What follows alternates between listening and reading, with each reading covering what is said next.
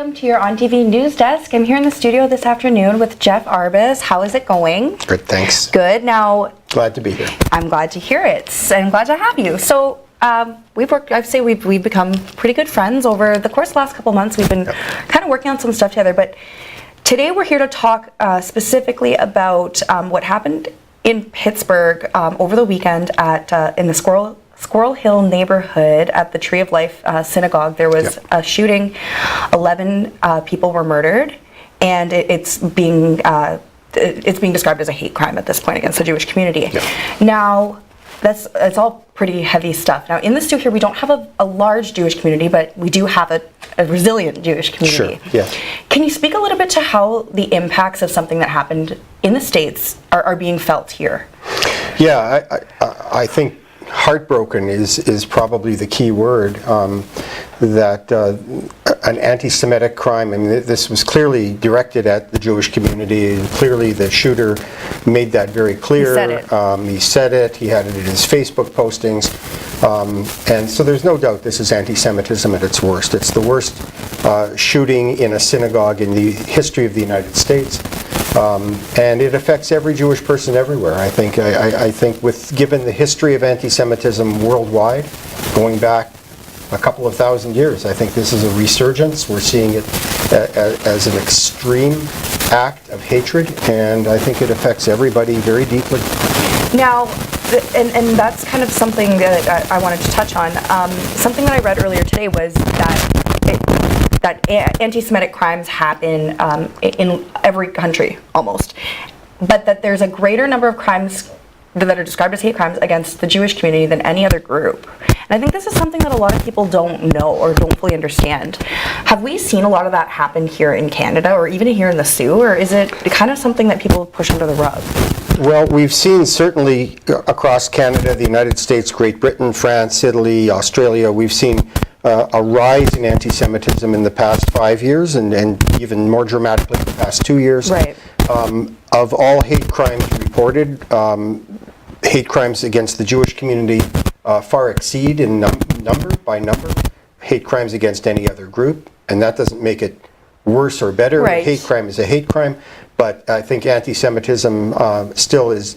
We're seeing a resurgence, but it's never really gone away. It's there, and it's growing. Sadly, we're seeing increases year by year of 30% right across the country. And that's kind of something you and I talked about before, because it seems like there's kind of two camps. There's people that are saying it's resurgence. There's people that are saying anti-Semitism never went away. Now it seems like you're kind of sitting in between, where it's a resurgence, but it's always kind of been underlying in our community. Can you speak a little bit more to that? What that means exactly? That it's kind of always been there, even though we're supposed to be progressive and inclusive and all these values that are traditionally Canadian. It's a good issue. It's a good question to touch on, because anti-Semitism, just like I think crimes of hatred and racism and discrimination have always been there. Certainly anti-Semitism has been around for centuries. Yeah. The Crusades, the Spanish Inquisition, the time of the Romans in early Christian times, not only targeting Christians but targeting Jews as well, right through to the years of Hitler and the concentration camps, and right up to the quotas on the number of Jews who could go into law school and universities in Canada in the 1960s.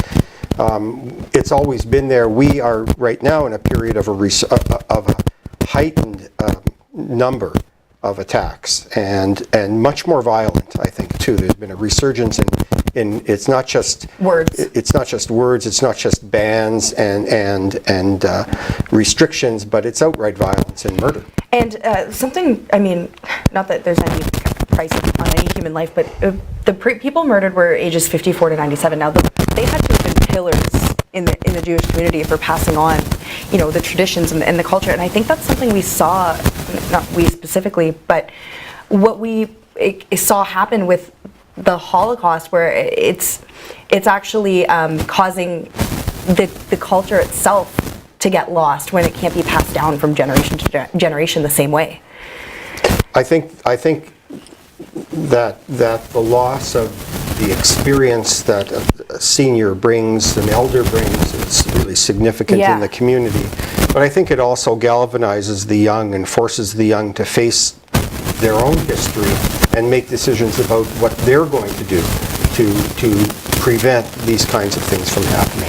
Now, when we're talking a bit about prevention, how could someone like me, someone who's not Jewish, how could we be an ally in not just now when there's actually crimes happening, but in general to prevent this kind of thing from happening again?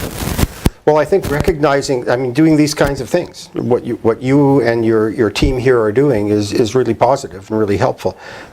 Getting people to have the conversations, to recognize the reality of racism, the reality of hate crime, and the reality of white nationalism and neo-Nazism in North America. Facing those kinds of things, those are big picture issues, and we can talk as well about day-to-day things that people can do. Absolutely, and I want to get into that. We're going to take a quick break, and then we're going to be back in the studio with Jeff Arbus to talk a little bit more about culture, anti-Semitism, and the memorial that's going to be hosted in the Sault. So stay tuned, we'll be right back after this break.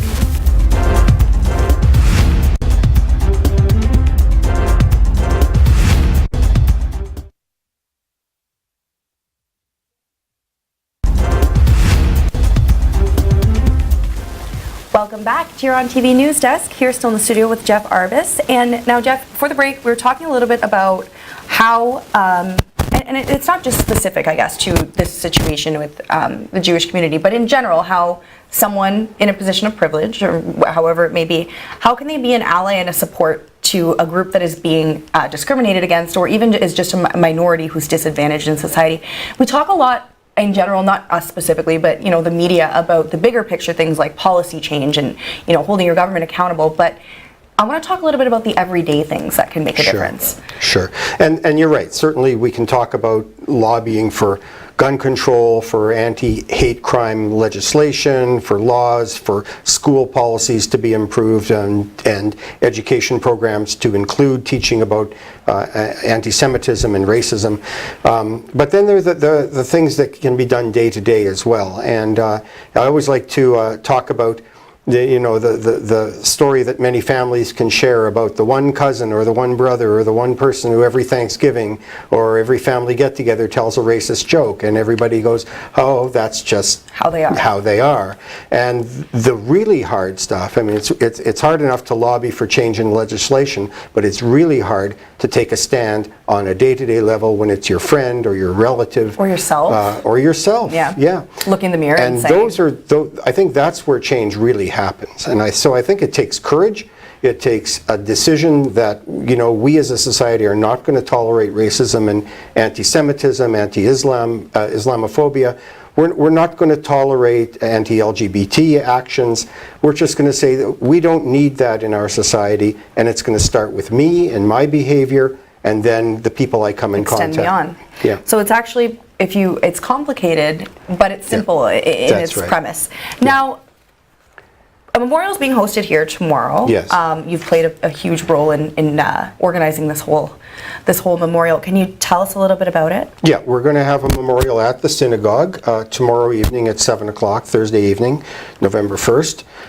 It is open to the public, but seating is limited. Right. And we do have to respect our fire laws and ensure that we stay consistent with that.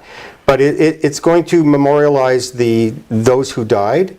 We're also going to talk about, again, the same things we're talking about today. Right. It's like I'm going to challenge people to say, make a decision in your life that this is enough. You're not going to tolerate racist jokes. You're not going to tolerate a lack of teaching in our schools. You're not going to tolerate racist activity in the workplace even if it's your best friend. And a lot of it is systemic issues that people, That's right. It's the same as saying that's just how they are, and people often say that's just how it is. Yes. And it's changing that culture. So that's so tomorrow night we're going to talk about that. We're going to say prayers for the deceased, and we're also going to remember those who were injured, including the 4 police officers who were shot in Pittsburgh. Absolutely. Now, and the synagogue is on Bruce Street. 147. 147 yes. Bruce Street. Seating is limited.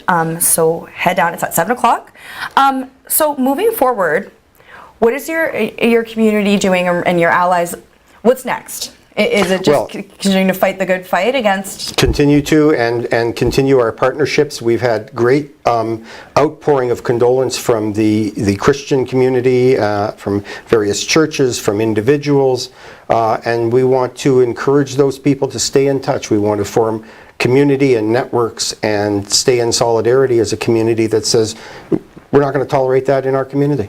Yeah, and then we spoke to before, the Muslim communities raised over $180,000 for Pittsburgh. Yes. So it sounds like, despite the divisiveness, there is a sense of community that's coming out of this, if nothing else. Yeah, and we remember the shootings in Quebec City at the mosque, when in many communities, including the Jewish community, were jumped in and said, we're not going to tolerate this. We're going to help out.